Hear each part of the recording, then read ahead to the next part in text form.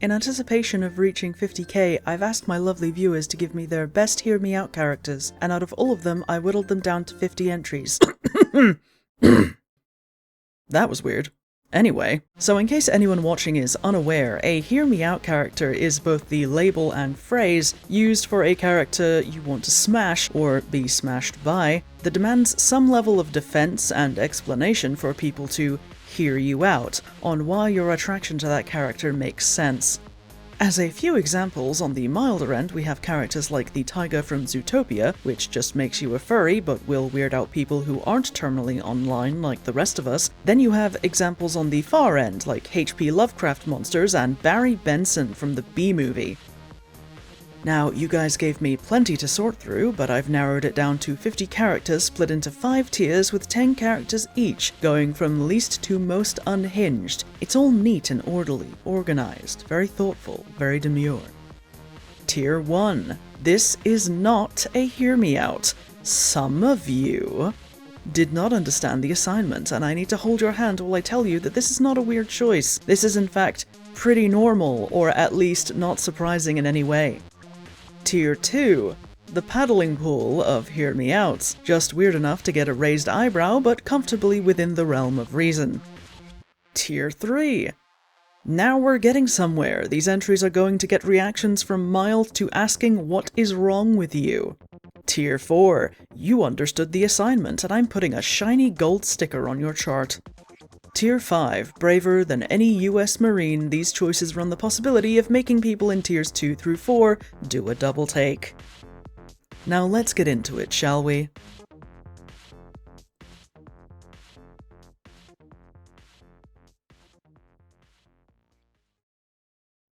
Disclaimer: this is purely for fun, and I am not genuinely judging anyone's tastes. We've all got things that are weird to someone else, and as long as it isn't illegal or hurting anyone who didn't enthusiastically consent to it, then it's no one's business but yours. Tier 1. Mizora from Baldur's Gate 3. You just want a smug, condescending dommy-mommy to belittle and literally step on you, and that is completely fine, but not a Hear Me Out. Mizora is intended to be enticing and attractive, so you lower your guard and let your dick lead you places you wouldn't go with a gun. The female elites, or Sangheili from the Halo universe. Look, I've seen the gifs of that particular model, because when you search Halo in Discord gifs, it's all over the place. You want to be smothered to death by a thick-thighed, big-titty alien GF, and that's completely understandable, but it's also not a Hear Me Out, especially so because that is not actually what female elites look like. That's just a mod. The books describe them as being shorter and paler than the males, but otherwise they look very similar, and I get the feeling that people wouldn't be nearly as, interested if they were depicted accurately. The twins from Atomic Heart. I understand, I get it. These are sexy robot women in skin-tight outfits who are animated to gratuitously bend, twist, and contort their bodies in appealing ways, and whose faces are covered, letting you imagine anything you want under there. Again, very understandable. Not a Hear Me Out. The doll from Bloodborne. A pretty, demure, soft-spoken, helpful, nurturing female figure that another character suggests is available to satisfy all their needs, should they so desire. She might not be flesh and blood, but she is also not a Hear Me Out. Pre-transformation Vicar Amelia from Bloodborne. This is just a religious woman having a bad day. Iron Bull from Dragon Age Inquisition. Look, you want to get dicked down by a power dom built like a brick shithouse, just absolutely destroyed while you're tied up and told you're a nasty little. He is literally a romance option in the game. Him being a spy doesn't make him a Hear Me Out. You'd have to count every enemies to lovers romance if that was the case. Noi from Dorohedoro. You just want a muscle mommy to crush you, and there is nothing weird about that. Not a Hear Me Out. Chiron from Demonicon. Okay, this is just a generic male protagonist, but looking this guy up sent me on a spiral, and I will have to cover this game at some point because I have a sneaking suspicion it'll be amusing to watch me lose my mind. The game he comes from is an RPG where him and the lady on the cover were raised together from birth, only to develop feelings for each other, and the player has the option of having sex with what is functionally their sister, and I feel like that fact is just kind of glossed over in the plot summary. Principal Waxelplax from Fairly Odd Parents. The older woman with a massive rack who is kind and motherly to her students. I'm not saying Freud would like a word with you, but, Girahim from Skyward Sword. And just teetering on the edge of Tier 2, we have an evil theater twink who knows how to work his tongue and have you seeing stars. He's weird, flamboyant, and the villain of this game, but not a hear me out. Tier 2. Johann Kraus from Hellboy. Admittedly, I could have swapped Johann and Girahim's places, but Johann's lack of a flesh and blood body and the fact that he's basically a cloud of ectoplasm in a pressure suit does bump him into weird territory. Other than that, he seems to be a relatively normal dude, so he's on the lowest end of Tier 2. Well, as normal as you can get in Hellboy. Assaultrons from Fallout. So answer me this, how often do you visit Cleo in Fallout 4? Did you even have things to sell her, or did you just want to hear her talk? Don't lie to me. How often? How often, Jeremy? Flame Atronox from Skyrim. You are the kind of person who was excited to hear about the cultivation of Pepper X and immediately wanted to try it because Carolina Reapers are just too tame for you. You're gonna want a bulk package of these. Spriggans from Skyrim. On one hand, you could get lucky and the Spriggan is basically a walking sugar maple, delicious. On the other hand, if you aren't careful, you are going to spend a very long time afterwards tweezing splinters from the worst places imaginable. The nurses from Silent Hill. I mean, it isn't super weird to find the nurses attractive considering what they represented, but at the same time, Primal Kerrigan from Heart of the Swarm. Okay, you're on thin ice with this one because the monstrous Zerg features are just enough to balance out the pretty human face, smooth ass, and built-in heels. BT-7274 from Titanfall 2. A towering protective robot that forms an intimate mental link with his pilot and whose directive is to protect the pilot at all costs, among other things. You spend most of the game interacting with him, he has a very cold, deadpan sense of humor, and he ultimately sacrifices himself to uphold the mission and save the pilot. So I can see why someone would feel a way about the big guy. Kem Val from Star Wars The Old Republic.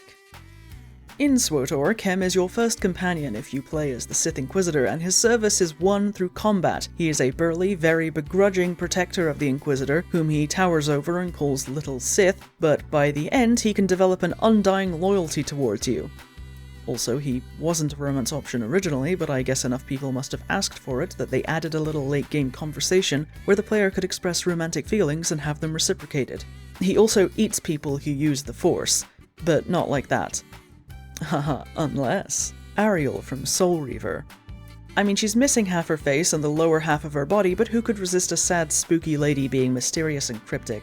GLaDOS from Portal. Hey. How's that degradation kink treating you? Tier 3. Elites from Halo, otherwise known as the Sangheili. If we're going by lore-accurate male and female elites, then they can comfortably sit at the low end of Tier 3, a respectable choice of alien lover that is mostly humanoid, with important distinguishing features like the leathery skin and grabby mandibles. Give one a sexy voice and you've got yourself a Mass Effect romance. Hircine from Elder Scrolls. He might be an evil eldritch god, but he does have a sense of honor and will give you the most primal animalistic fuck of your life after hunting you through the woods like a prize deer. Orin from Baldur's Gate 3. So how's that yandere addiction treating you? But really though, I understand and I am not above it. Orin is fascinating, alluring, and horrifying all at once. She is 10 red flags in a trench coat. Sasha from Infamous. She'll make soup from the neighbor's bones and only wears an open jacket while the rest of her body is covered in toxic mind-controlling tar, but you know, I'm also not above this because she has a tentacle tongue. The Predator species from Predator. Big burly aliens with a sarlacc pit for a face who will hunt you down as prey. I get it. Your spine might be forfeit by the end, however. Hagravens from Elder Scrolls. Twisted bird-like crones who will do unspeakable things to you, sacrifice you, and use your bones for rituals. But that is probably a bonus for you. Shale from Dragon Age. Honestly, you know Shale would just humiliate and demean you for free. Timon from Lion King, but specifically in his hula outfit. He really should take up drag as a regular thing, shouldn't he? Hexus from Fern Gully. I mean, you're gonna smell like gasoline for a month, but Hexus is voiced by Tim Curry and the way he's animated is very evocative. GLaDOS from Portal 2, when she's a potato. I am told Potato GLaDOS gives off the vibes of a short, angry woman, and that does it for some people, which I am not judging, but the potato form does put this at the high end of Tier 3. Science girls make do. Tier 4. Mind Flayers from Forgotten Realms. You are rolling the dice on this thing restraining itself from punching through your skull and scrambling your brains for breakfast, and that risk is exactly what you're here for. Funeral of the Dead Butterflies from Lobotomy Corporation. I am so sorry to say this, and I can't put my finger on exactly what it is, but this character feels like he was created in a lab to be a Tumblr sexy man, and if you don't understand what that is, please refer to this strange AEONS video. Enjoy the man-made horrors within your comprehension. Auntie Ethel from Baldur's Gate 3, True Form. Look, she wants a child. I'm willing to provide one. Let's cut a deal. Alex Mercer from Prototype. Given that Mercer is a sentient shape-shifting virus that just uses the appearance of the real Dr. Alexander Mercer, you are absolutely going to develop some new kind of turbocharged disease, like rabies crossed with a viral hemorrhagic fever, so it basically hides until symptoms show, and then it is too late, and it will eradicate the planet. But imagine the possibilities of Mercer's shape-shifting while he's rearranging your guts. Dancer of the Boreal Valley from Dark Souls 3. The dancer has an entrancing, off-kilter and deadly grace to her movements that make her a memorable boss fight. She is eerie, ethereal, and towering, but those qualities combined with the armor, cool swords, and spooky music make her a solid 10. The Darkness entity from the Darkness games. Considering the way it can manhandle people with tentacles and absolutely destroy them, Okay, I get it, but you are not surviving, Godspeed. Drika Hamadreth from Warhammer. She goes here because she's a living wood monster of pure carnage and the power of incredible violence, but the tits-out design does put her a tiny smidge closer to things that are normally appealing to people. Orin from Baldur's Gate 3, Slayer form. Regular Orin may belong in Tier 3, but if you say Slayer form Orin, you sit here because that thing is terrifying, and even if you survive the encounter, your skin definitely isn't. Deathclaws from Fallout. Honestly, fantasizing about a Deathclaw is in the same realm as fantasizing about getting chased down and railed by a feral werewolf in a situation where your consent is not taken into consideration, and for some people that is entirely the point because it is a fantasy and not real. Or you're a furry who likes big muscly lizards. Either way. Xenomorphs, original and queen flavor.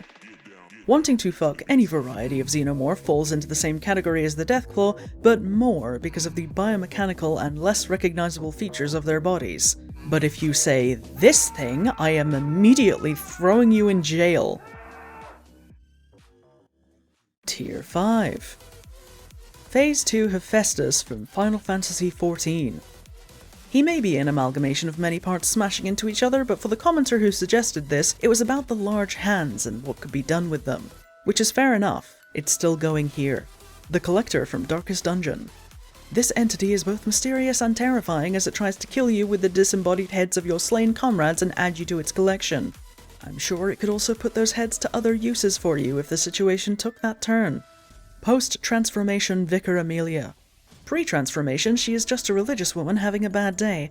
Post-transformation Vicar Amelia is all the way over here because she is now a bloodthirsty irrational monster flowing with corrupted blood and fucked up but still recognizable proportions.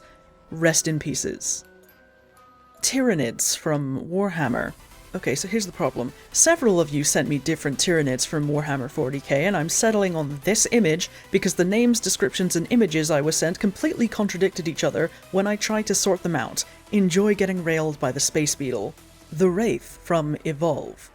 A stealthy, towering monster that will eviscerate you and cannot be reasoned with, in the same vein of the werewolf fantasy with the added alien nature and kaiju stature. The Moon Presence from Bloodborne. It's spooky, it's eldritch, it's mysterious, the implications of what it even is are fucking terrifying, and it tries to embrace you with its vagina face. Understandable, have a nice day. The Impossibly Tall Creature from the Mists. Honestly, the presence of tentacles only increases from here. Biolante from Godzilla. Yes, you might enjoy getting turned into a human finger trap, but you are definitely going to be used as fertilizer at the end. Hermaeus Mora from The Elder Scrolls.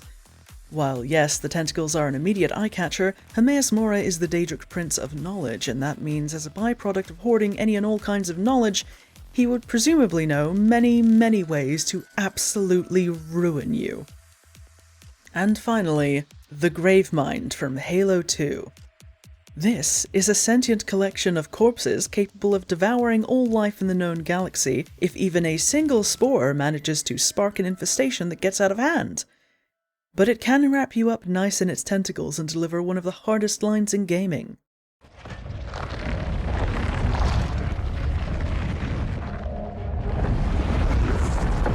What is that? I am a monument to all your sins.